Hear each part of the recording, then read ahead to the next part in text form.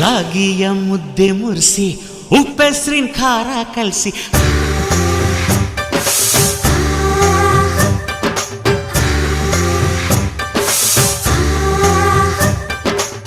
ರಾಗಿಯ ಮುದ್ದೆ ಮುರಿಸಿ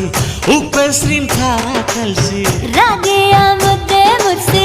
ಉಪ್ಪೆಸರಿನ ಖಾರ ಕಲಸಿ ಬೆಳ್ಳನೆ ಬೆಳ್ಳದಿಂಗಳಲ್ಲುಂಡೆದ್ದು ಉಳ್ಳಾಡೋದು ಬಣವೆಯ ಮೆತ್ತೇಲಿ ಗಂಡನ್ನ ಮುದ್ದಾಡೋದು